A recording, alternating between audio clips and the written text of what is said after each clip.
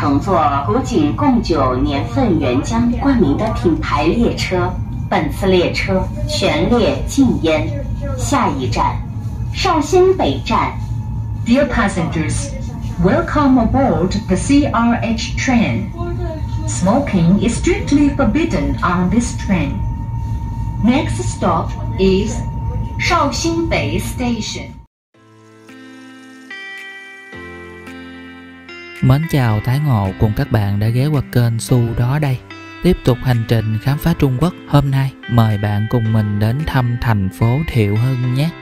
Đây là một thành phố cổ nổi tiếng nằm bên bờ nam vịnh Hàng Châu, hạ lưu cuối cùng của sông Tiền Đường, nơi nó đổ ra biển Hoa Đông. Với lịch sử 9.000 năm cùng với văn hóa nước Việt cổ xưa đã để lại dấu ấn văn hóa đa dạng, đa sắc tộc trong quá trình phát triển của lịch sử Trung Quốc. Đến Thiệu Hưng, tham quan quê hương của nhà thơ Lỗ Tấn, ghé thăm nhà cũ của Tây Thi, đến thăm lăng mộ hoàng gia của nước Việt cổ và tìm hiểu văn hóa nước Việt còn sót lại tại đây. Đồng thời lắng nghe những câu chuyện dân gian, những giai thoại được truyền miệng của cuộc chiến tranh Ngô Việt từ thời Xuân Thu. Hãy đến Thiệu Hưng một lần để cảm nhận giá trị lịch sử và văn hóa, khả năng truyền thừa và sự giữ gìn bản sắc dân tộc của những nền văn minh cổ xưa đã góp phần xây dựng vào sự phát triển của chiều dài lịch sử Trung Quốc nhé.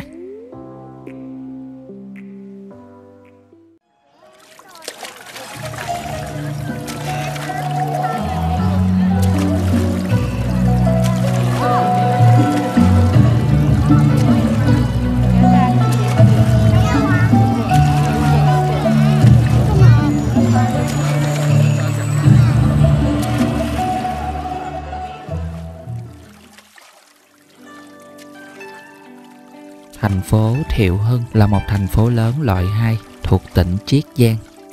Thiệu Hưng nằm bên bờ nam vịnh Hàng Châu, nói giáp với Ninh Ba về phía đông, Thái Châu và thành phố Kim Hoa về phía nam, siêu đô thị Hàng Châu về phía tây và thành phố Gia Hưng về phía bắc nằm đối diện bên kia sông Tiền Đường.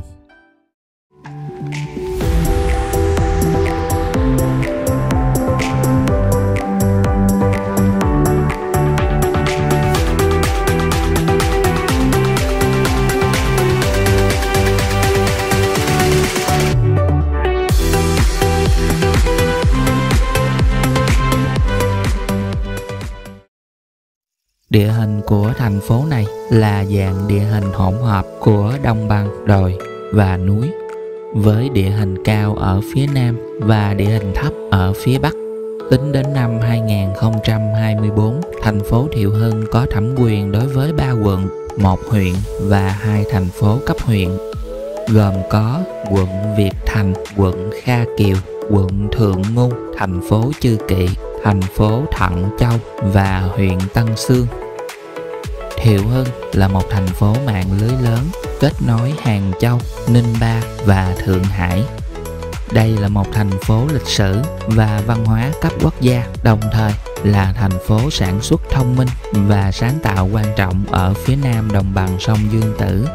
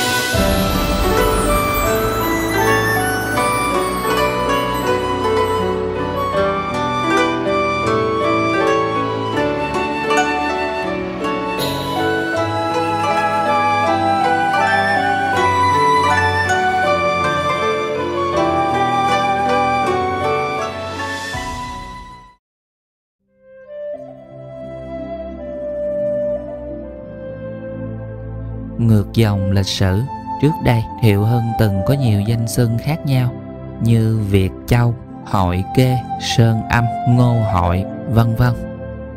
Cái tên Thiệu Hưng được đặt bởi hoàng đế Nam Tống là Tống Cao Tông, tức Triệu Câu. Thiệu Hưng mang ý nghĩa là kế thừa sự thịnh vượng của nhiều thế hệ, phát huy nền tảng vĩ đại của trăm năm.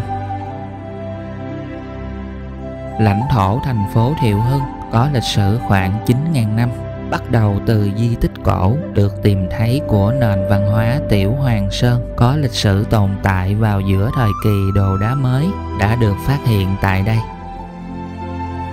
Đây cũng là cố đô của nước Việt từ thời Xuân Thu, được xây dựng vào năm 490 trước công nguyên và là kinh thành của nước Việt, có lịch sử hơn 2.500 năm.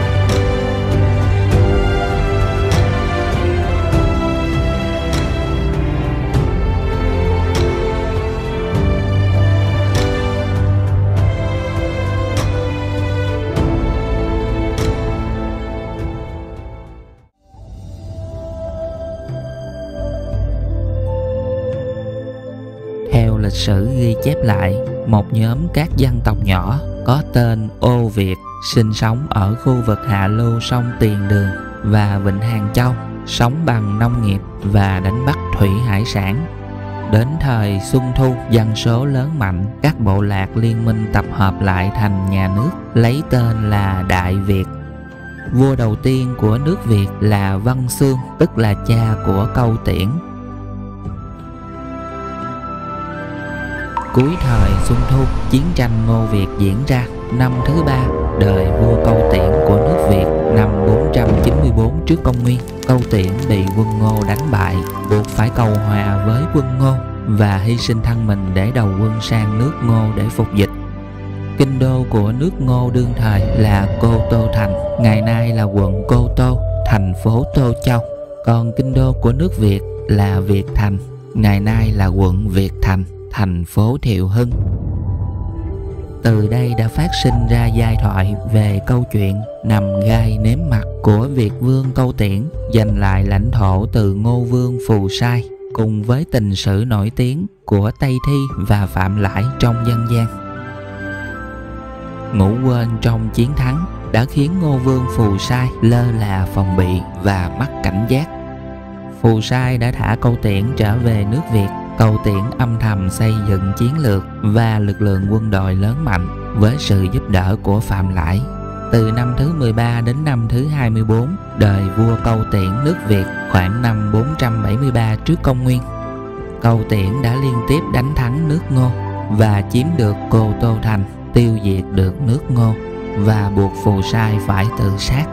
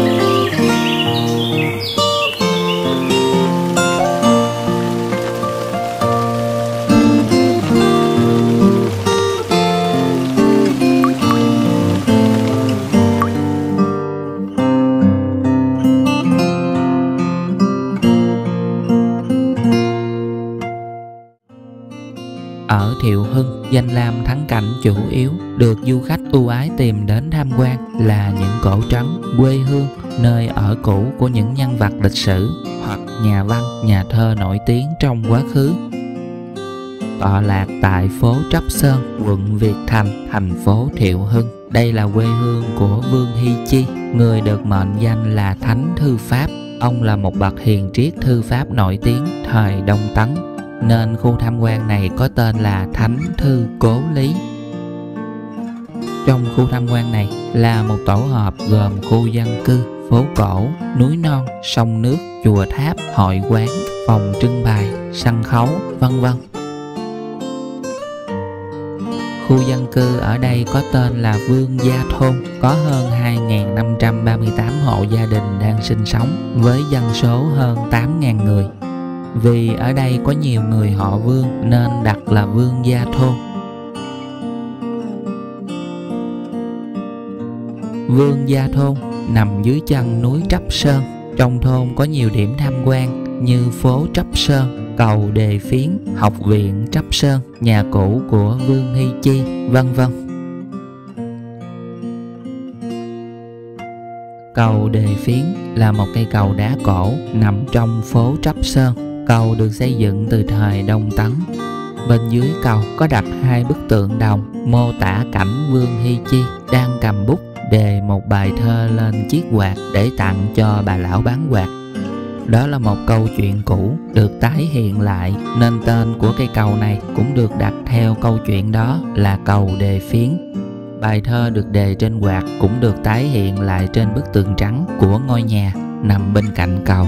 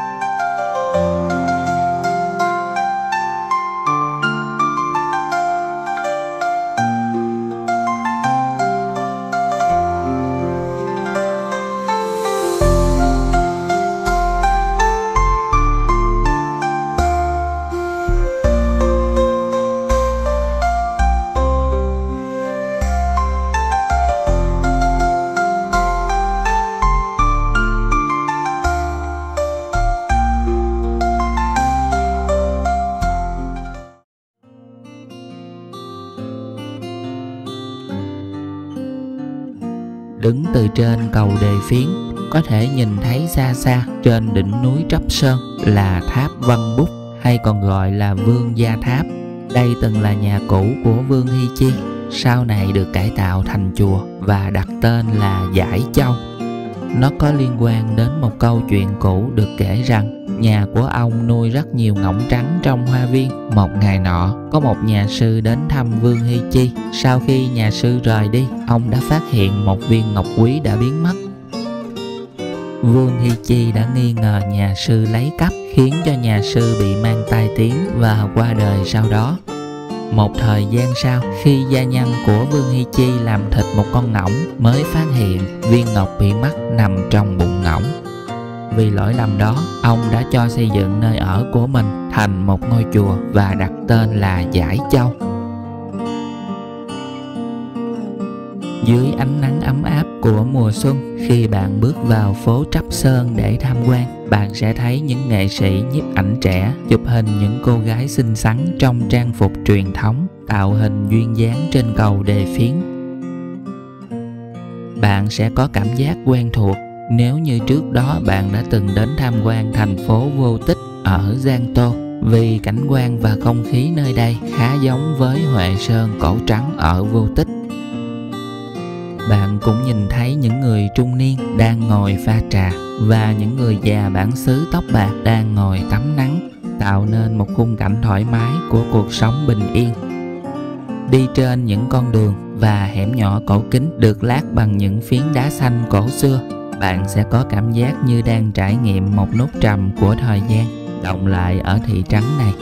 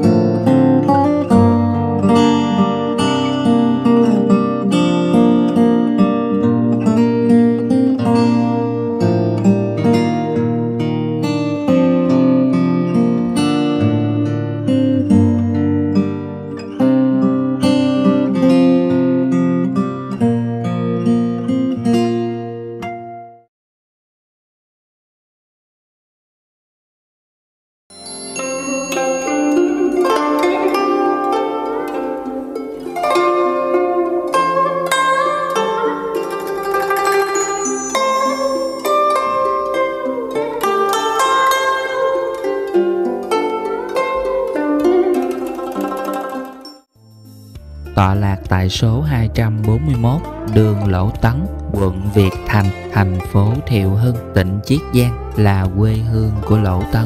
Đây là nơi ông đã sinh ra và sống thời trẻ.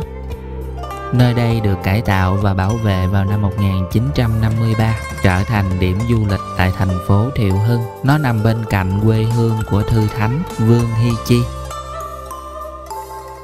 Lỗ Tấn sinh năm 1881, mất năm 1936. Ông đến từ Thiệu Hưng, Chiết Giang.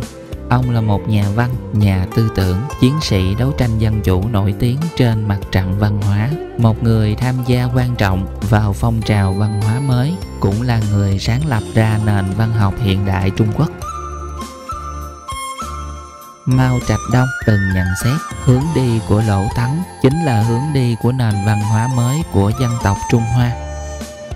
Lỗ Tấn là bút danh ông sử dụng khi xuất bản cuốn Nhật ký của một người điên vào năm 1918. Đây cũng là bút danh có ảnh hưởng nhất của ông. Khu tham quan này nổi tiếng là địa điểm du lịch giáo dục của Trung Quốc. Các trường tiểu học, trung học, đại học hàng năm đều tổ chức các cuộc tham quan dành cho học sinh, sinh viên đến đây, vì có rất nhiều tác phẩm văn học của Lỗ Tấn được đưa vào chương trình giáo dục của Trung Quốc. Khu phố cổ quê hương của Lỗ Tấn là một ví dụ điển hình về việc bảo vệ và tiếp nối phong cách truyền thống của thành phố cổ Thiệu Hưng. Nơi đây tuân thủ nghiêm ngặt các quy định của luật bảo vệ di tích văn hóa quốc gia, đồng thời thực hiện bảo vệ địa điểm ban đầu, đồ vật ban đầu và trạng thái ban đầu, để toàn bộ môi trường tham quan trở nên gọn gàng, đẹp đẽ và hài hòa. Đó cũng là một ý tưởng để kết nối các di tích văn hóa biệt lập thành một khối liên kết, tạo ra được một quần thể di tích văn hóa như một hệ sinh thái, phản ánh tính toàn vẹn của việc bảo vệ thành phố cổ Thiệu Hưng. Điều này cũng được đánh giá là hình mẫu bảo vệ nơi ở trước đây của những người nổi tiếng ở Trung Quốc.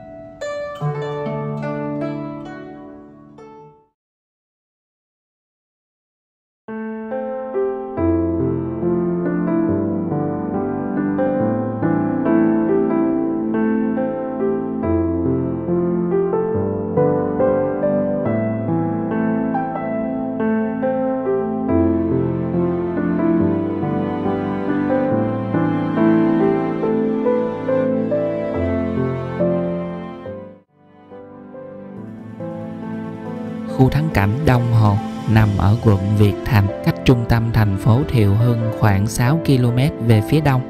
Đây là một khu vườn nổi tiếng với sự kết hợp khéo léo giữa vách đá, hang động, cầu đá và mặt nước hồ.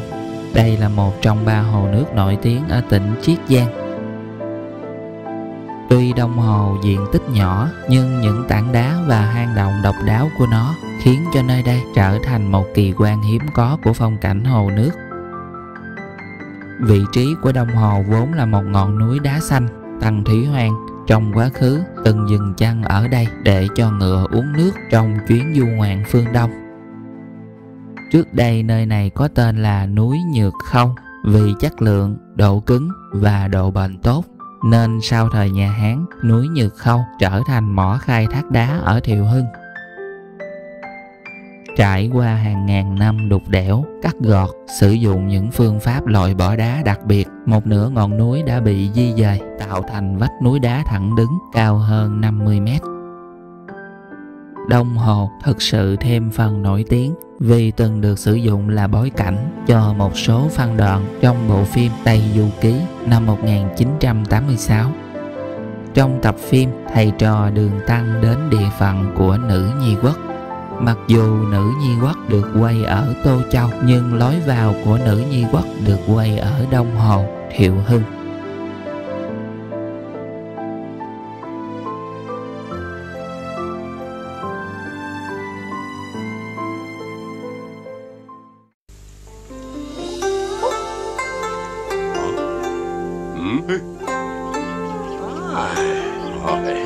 你看，哎呦，你看，到了西凉女国了。西凉女国。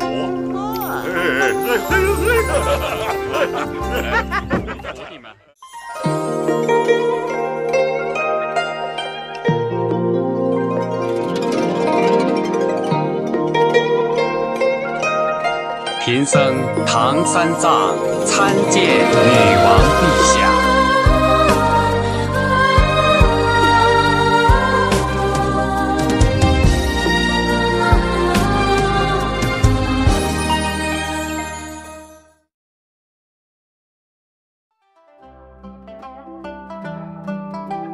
Khu thắng cảnh Đông Hồ có nhiều cảnh quan độc đáo như động Đào Cung, động Đào Tiên, cũng như các công trình nhân tạo được bố trí hợp lý như đình Nhược Khâu, cầu Hạ Xuyên, đình Ăn Lộc, vân vân.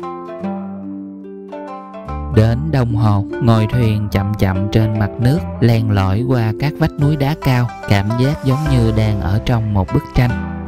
Đông Hồ là một trong những danh lam thắng cảnh chính mà khách du lịch nước ngoài đến tham quan thành phố Thiệu Hưng. Ngoài việc tham quan cảnh hồ nước, du khách còn có thể leo núi. Trên đỉnh núi có những vườn trà và các hội quán trà.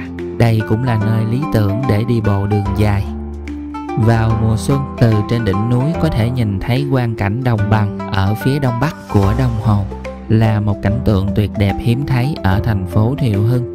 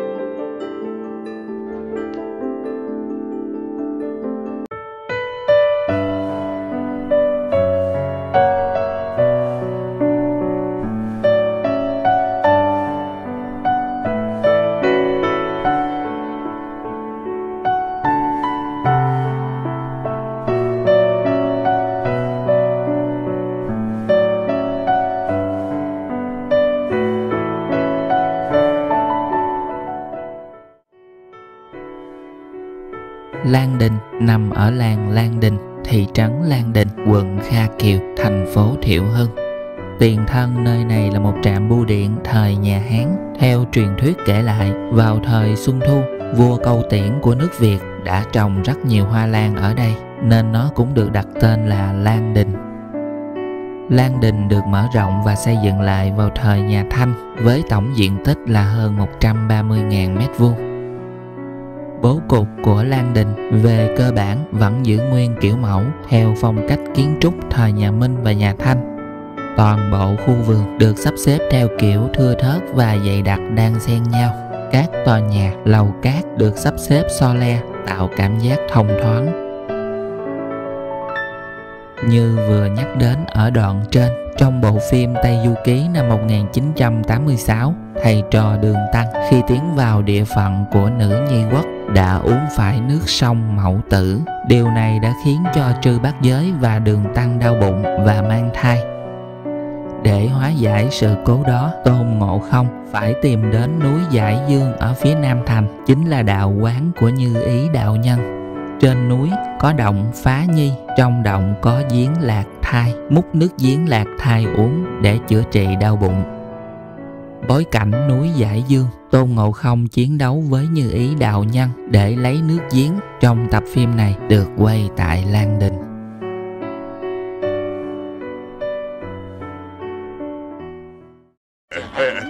是知道。哎呀，真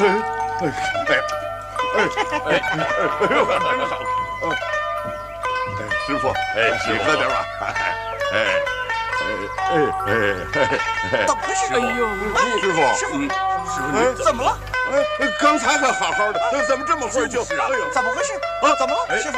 哎呦，二兄，哎呦，师弟，二兄，哎呦，师弟，哎呦，二兄，师弟，哎呦。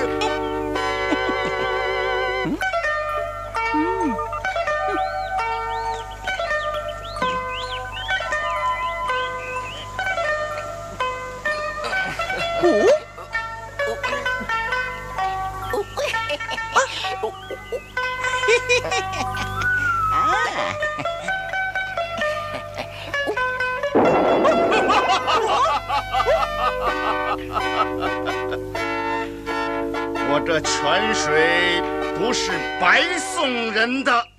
哦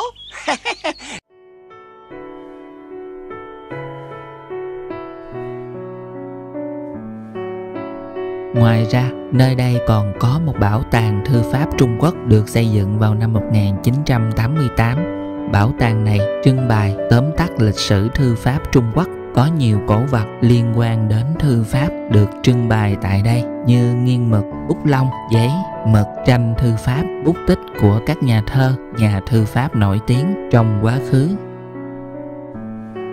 Còn có hội trường giao lưu thư pháp, hội nghị thư pháp được tổ chức thường xuyên hàng năm vào dịp Tết Thanh Minh, tức tháng 3 âm lịch. Nó mô phỏng lại phong tục tao nhã, một loại hình nghệ thuật, một thú vui của người xưa. Lan Đình cũng là một di tích tưởng niệm quan trọng của nền văn hóa ẩn sĩ và danh nhân thời Ngụy và thời Tấn. Nơi đây là thánh địa thư pháp, có di sản lịch sử, văn hóa sâu sắc với nền nghệ thuật thư pháp của Trung Quốc.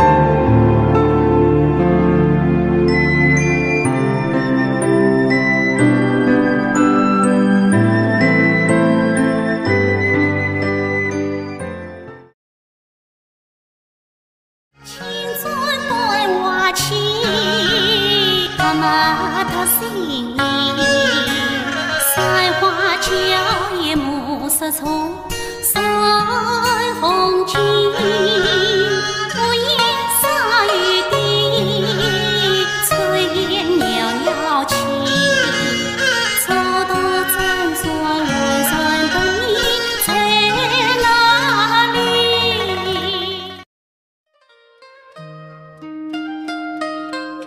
Cổ trấn An Sương nằm ở phía tây bắc của quận Kha Kiều, thành phố Thiệu Hưng, tỉnh Chiết Giang, giáp với quận Tiêu Sơn của thành phố Hàng Châu. Phố cổ An Sương là một trong những thị trấn lịch sử và văn hóa đầu tiên được tỉnh Chiết Giang công bố. Nó được xây dựng lần đầu tiên vào thời Bắc Tống và bị thiêu rụi nhiều lần do chiến tranh.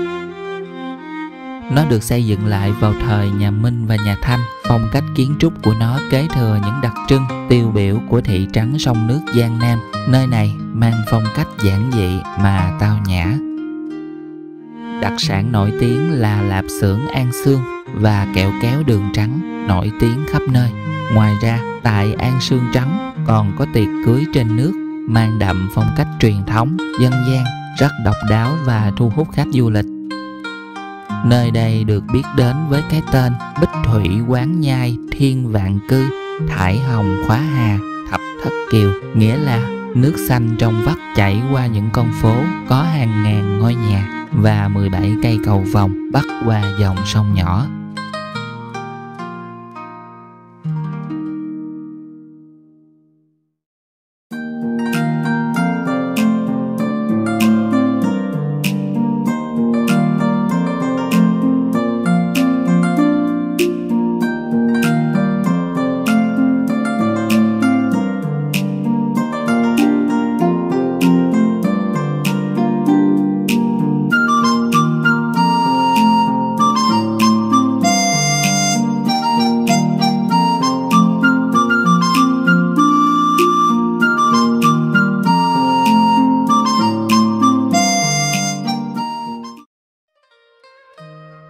Phố cổ An Sương được xây dựng dọc theo bờ sông, hai bên bờ là các tòa nhà theo phong cách nhà Minh và nhà Thanh. Phố đi bộ dài gần 2.000 mét, bờ nam là khu dân cư, bờ bắc là chợ thương mại. Hai bên bờ sông được nối với nhau bằng nhiều cây cầu đá. Những cây cầu nhỏ ở thị trấn An Sương rất đặc biệt với nhiều hình dạng và kiểu dáng khác nhau. Nổi tiếng nhất trong số này là 3 cây cầu có tên lần lượt là Phúc Lộc, Vạn An và Như Ý. Khi người dân ở thị trấn cổ này gả con gái của họ phải đi qua cả 3 cây cầu này như một nghi thức truyền thống của lễ cưới và cũng là đại diện cho lời chúc tốt đẹp trong hôn nhân. Ven lối đi trên phố, du khách vẫn có thể nhìn thấy những gian hàng trưng bày với hơn 20 ngành nghề thủ công khác nhau như ủ nước tương, rượu gạo, gói bánh bao, nhồi xúc xích, giã bánh gạo và kéo kẹo đường trắng. Biểu diễn kéo kẹo đường trắng trên phố luôn thu hút khách du lịch hiếu kỳ. Hàng quán bán kẹo đường trắng luôn có nghệ nhân đứng trước cửa biểu diễn để kéo kẹo phục vụ du khách tìm hiểu tham quan. Từ lúc nấu đường, kéo kẹo đến thành phẩm và đóng gói luôn được phơi bày công khai để du khách có thể một sở thị được cách làm ra một món ăn vặt có lịch sử lâu đời.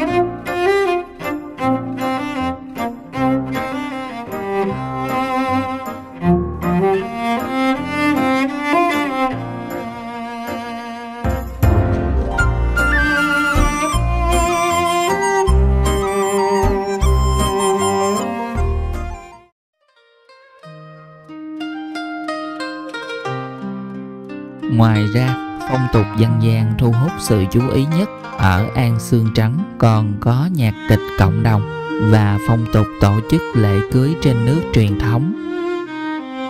Đám cưới trên nước ở thành phố Thiệu Hưng là một phong tục truyền thống của địa phương. Theo quy ước, lễ vật của người đàn ông phải được chuyển đến nhà người phụ nữ bằng thuyền gỗ vào buổi chiều ngày hôm trước. Sáng hôm sau, cô dâu sẽ mặc một bộ lễ phục màu xanh lục, chân mang giày thêu, đầu đội vương miện phượng hoàng. Chú rể mặc lễ phục đỏ, tay cầm mâm lễ vật để đến đón cô dâu. Cô dâu sẽ lên thuyền chú rể dưới sự hộ tống của gia đình để trở về nhà chú rể. Tiếng pháo, tiếng chiên, tiếng trống được vang lên khắp nơi, vô cùng náo nhiệt. Đoàn thuyền cưới di chuyển qua các con kênh nhỏ, thu hút vô số người xem ở hai bên bờ kênh.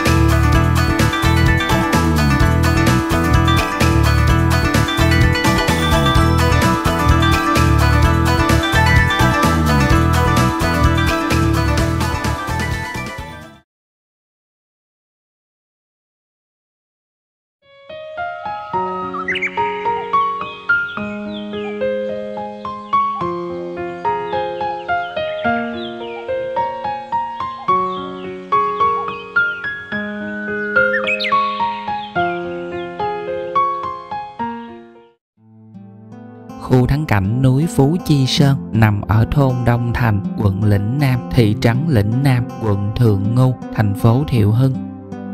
Đây là khu tham quan lấy cảnh núi non làm chủ yếu. Đỉnh chính cao hơn 860 m so với mực nước biển. Khu danh lam thắng cảnh Phú Chi Sơn có phong cảnh đẹp như tranh vẽ, không khí trong lành, thanh lịch và yên tĩnh. Nơi đây rất thích hợp cho các chuyến du lịch vui chơi vào mùa xuân hoặc kỳ nghỉ hè, leo núi vào mùa thu và tiệc nướng vào mùa đông. Nơi đây đã trở thành thiên đường cho những người thành thị thích trở về với thiên nhiên và tận hưởng vẻ đẹp nơi thôn dã.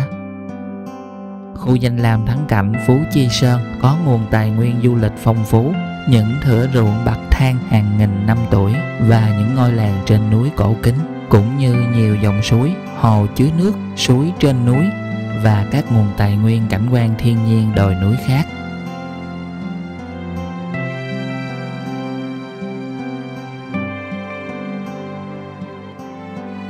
Nằm trên sườn núi phía bắc của núi Phú Chi Sơn, có hơn 23.000 ruộng bậc thang với nhiều kích cỡ khác nhau, bao phủ một diện tích hơn 2.300 mẫu Anh, với lịch sử ít nhất là 500 năm.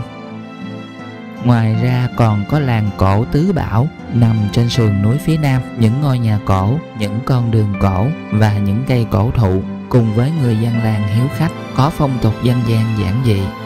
Đây cũng là nơi tốt nhất để du khách tận hưởng cuộc sống bình yên, thôn dã ở vùng nông thôn.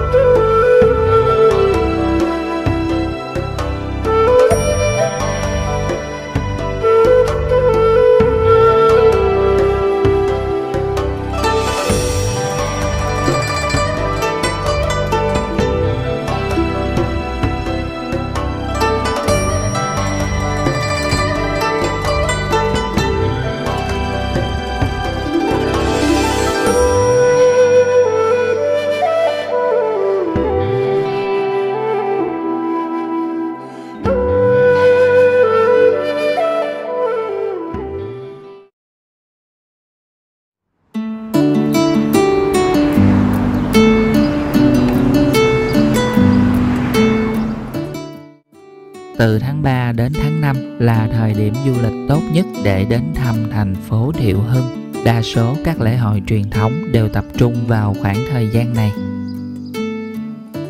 Thuyền buồm đen, mũ nỉ đen, nhạc kịch cộng đồng, rượu gạo, nước tương, kẹo đường trắng, lạp xưởng khô cùng với các thị trấn sông nước, thị trấn của những cây cầu cổ, thị trấn trà, thị trấn thư pháp. Tất cả đều là những yếu tố văn hóa góp phần vào sự đa dạng và phong phú của thành phố cổ Thiệu Hưng.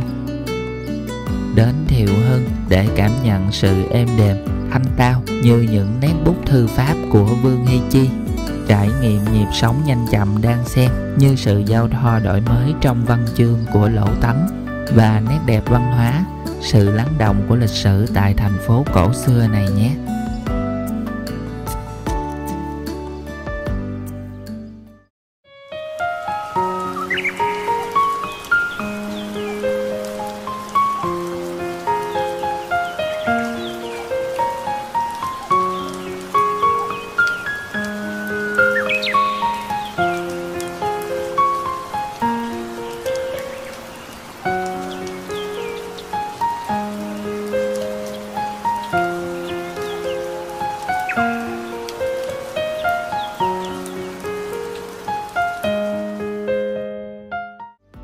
Vừa rồi là một số địa danh du lịch thú vị tại thành phố Thiệu Hưng.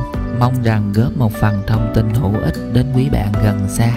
Còn nhiều địa danh du lịch thú vị khác đang chờ chúng ta khám phá. Nếu bạn cũng là một người yêu thích du lịch và khám phá Trung Quốc, hãy gợi ý cho mình một thành phố du lịch tiếp theo bên dưới phần bình luận nhé. Mình là Su đó đây. Cảm ơn bạn đã ủng hộ, theo dõi kênh và đón xem. Hẹn gặp lại các bạn ở những vlog tiếp theo nhé.